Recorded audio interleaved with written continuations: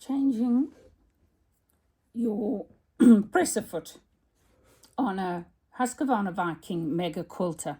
At the moment, I've got the free motion quilting foot on here, which came with this machine. So we're going to undo this screw over here in order to remove it.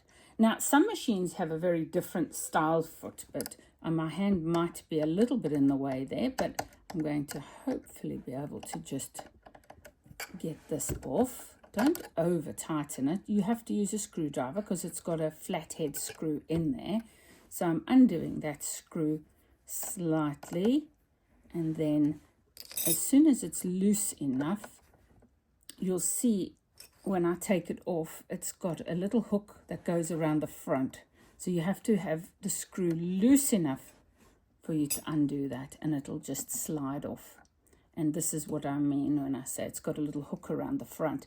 It's got this little U shape here, and that actually goes around the post and it gets screwed into place. So to put it on in reverse, that's all you do is take your other foot off, loosen that up, slide that on there, and then tighten up this screw.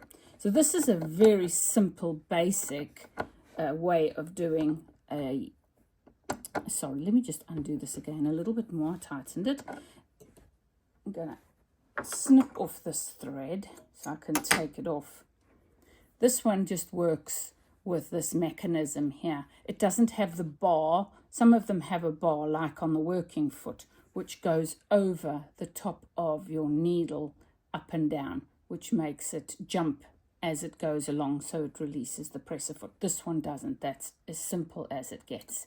All right, it just goes around there like that. So that's how to take that off. And to replace it with the standard foot, slightly different. It's a low shank foot. It's got this slot which goes around the screw, but you can see it doesn't have that same mechanism that fits on from the back and curves around like this. This one actually has to go under the bar and over the screw.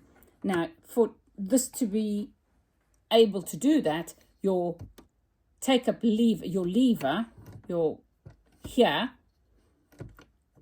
foot lever needs to be in the up position. Now, this presser foot, luckily, the lever actually can be raised even more. So now it's in its up position, but if I press it, it can go even a bit higher, which helps if you didn't undo the screw enough. So that's all you have to do is slide that under there so it goes over the screw, and then you tighten the screw into place. So I tend to finger tighten it first. Sometimes what I'll do is, because you can see it slides down, I will actually drop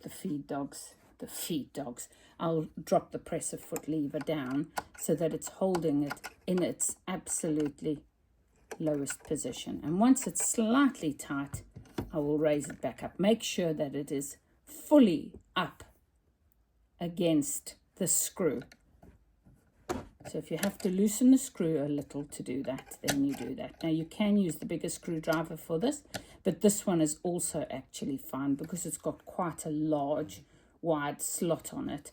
And your screws, when you're doing screws, the general rule is that you want the slot to be at least as big as the slot of the screw head, and then you won't damage your screw as much. So that's fitting your presser foot. So we've changed the presser foot from one to the other. So that's step one that I'm showing today.